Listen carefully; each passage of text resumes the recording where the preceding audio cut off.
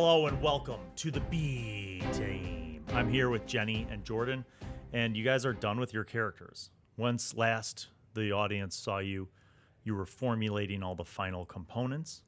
Roles are finished, points are assigned, proficiencies chosen. I was trying to, what rhymes with proficiencies? That's a proficiencies picked. See, Bill? Rewind. All right, so tell the audience at home, tell us what your character is one more time briefly. Name, race, class, concept. Go ahead, Jordan. Okay. I'm playing Arya. She's a Goliath war cleric, and she has the Outlander background. That's right. And that's exciting. And Jennie? I'm playing a fallen ASMR fighter of Cavalier type, and her name's Capella Rusafel, and she's also an Outlander. I like that. Now, as we talked off camera, you guys you've known each other for some time.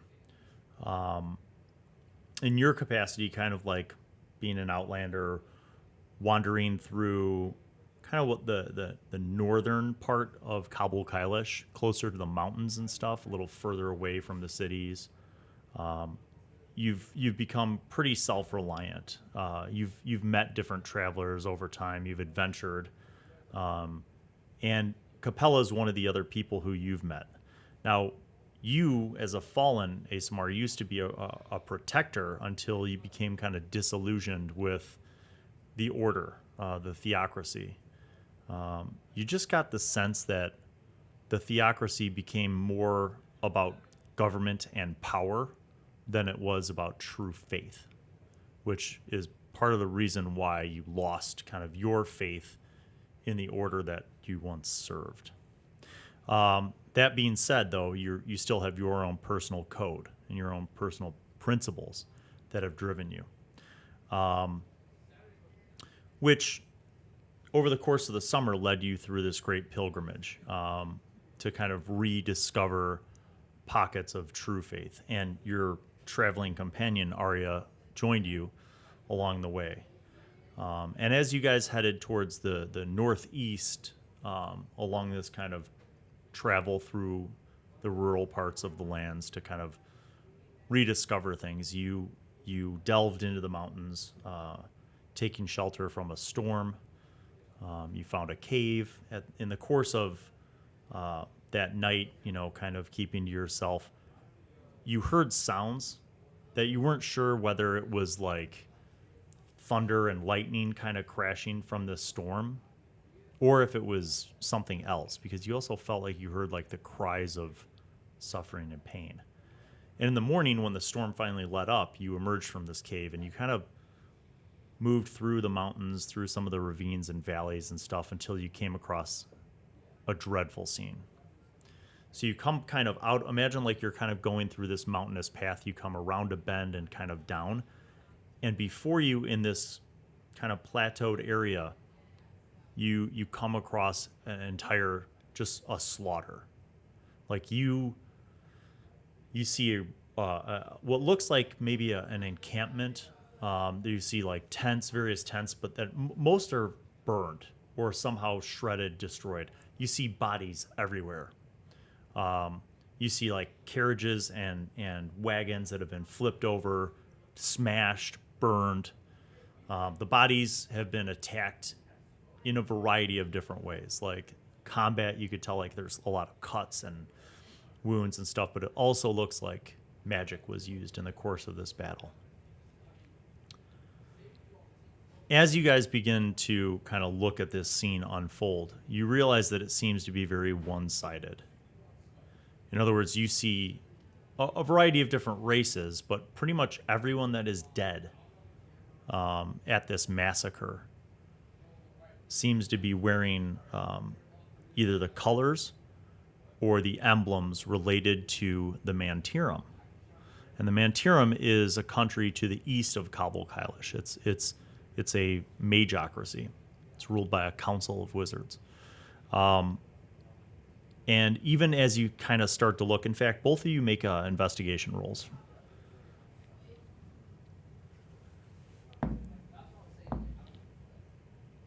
total? 12.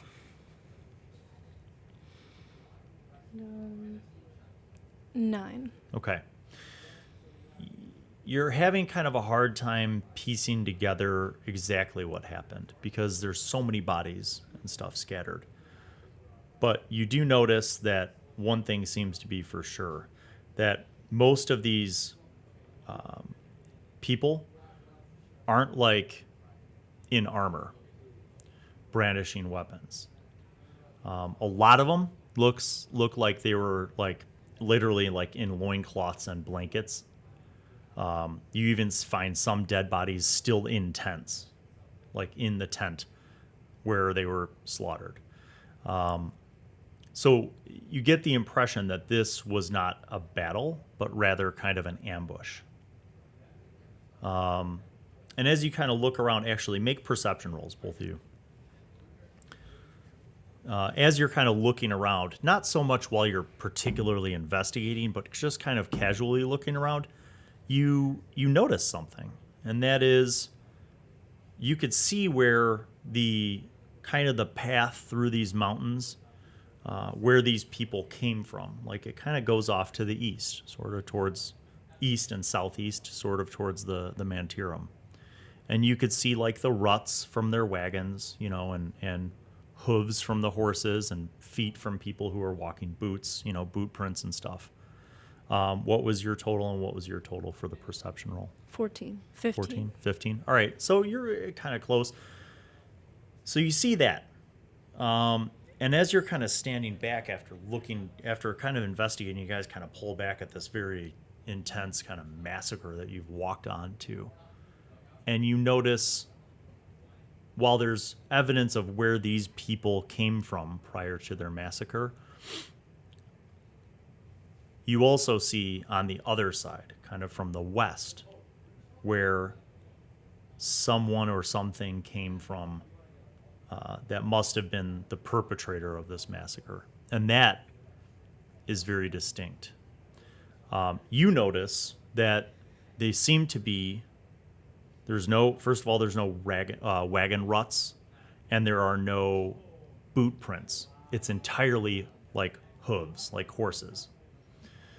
And as an Outlander, you're familiar with when casual travelers are like riding horses, versus when a war band or an actual military column is riding. Okay, and part of that is because as a war cleric, you've served with soldiers, like just like she at one time was a loyal cavalier to the theocracy. You've gone on campaigns, specifically like, you know, when like a party of knights was sent out to dispatch like a group of bandits, or sent out to fight against one of the barbarian hordes in the area to like break them up. So you've seen this kind of writing style. It's like a very military column thing. And you, as you're looking closer, also confirm like this specific style, this 2x2 formation, okay, is basically how a military column would ride. The thing that you notice a little bit more slightly as a cavalier is that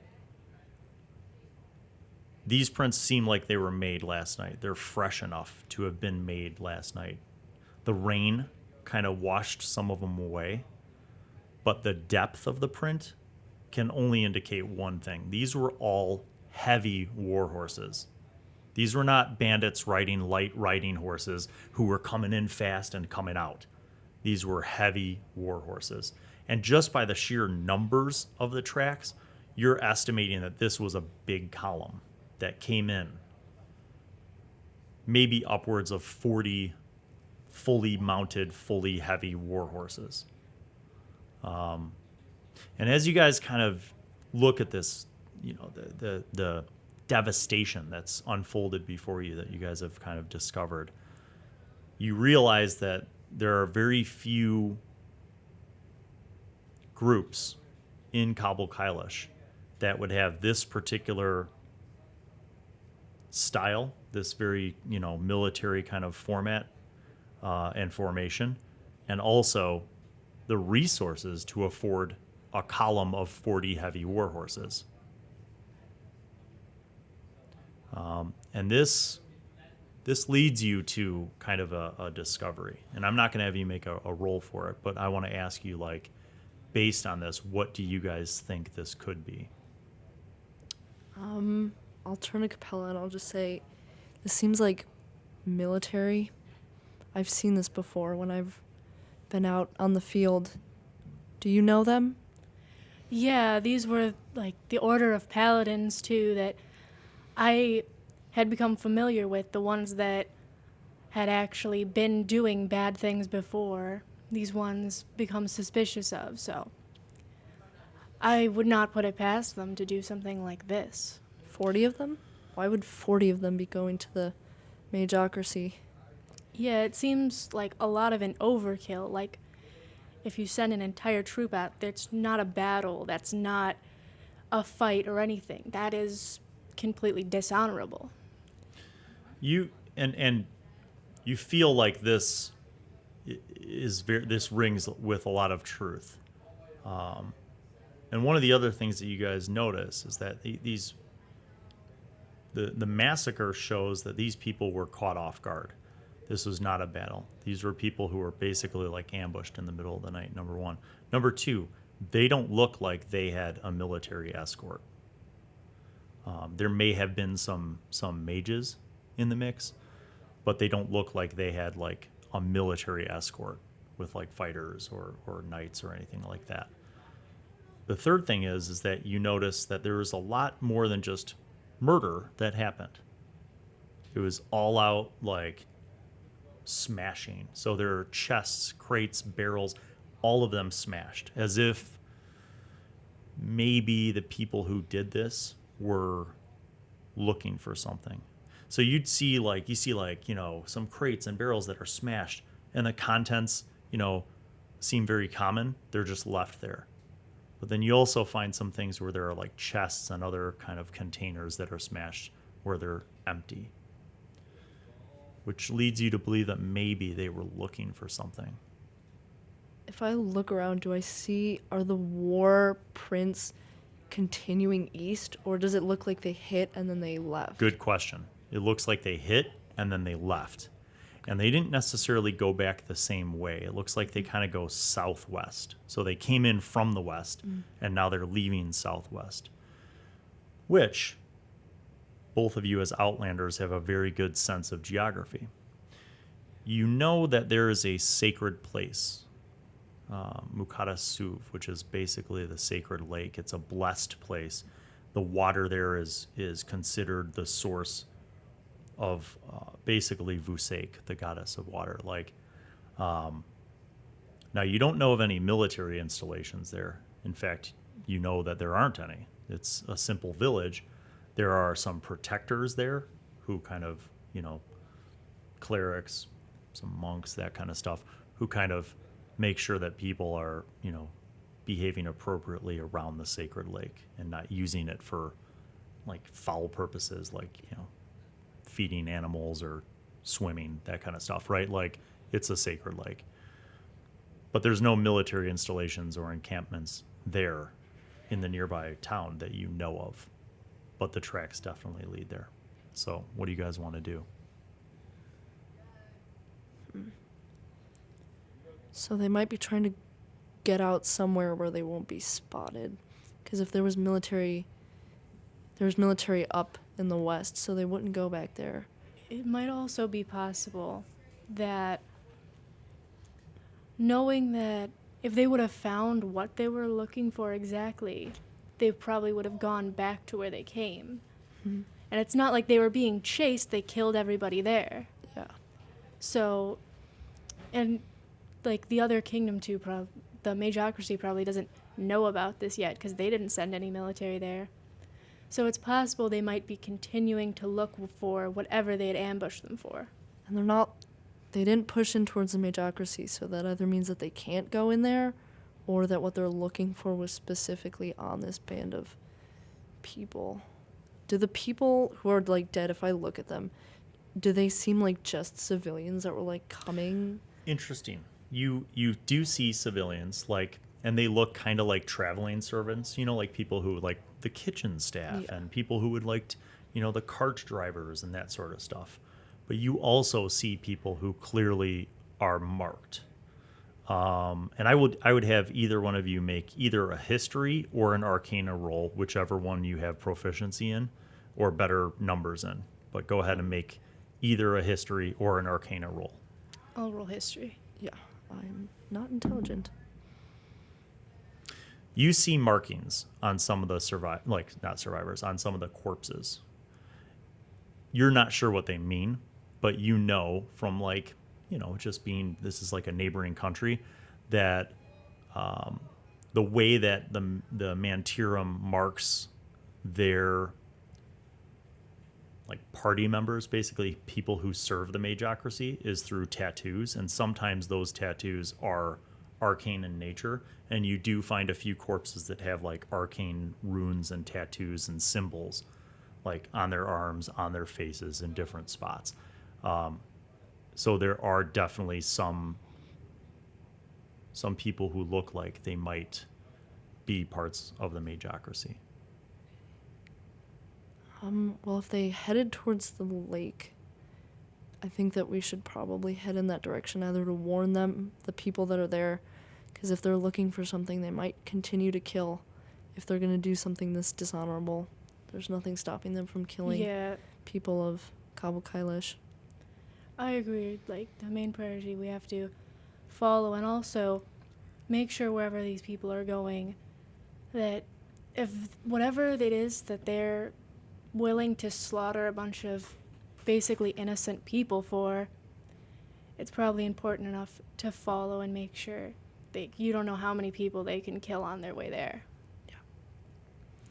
So with that, you guys kind of like gather your stuff, your bedrolls and your traveling equipment from the cave, and then you start to head in the same direction towards the southwest.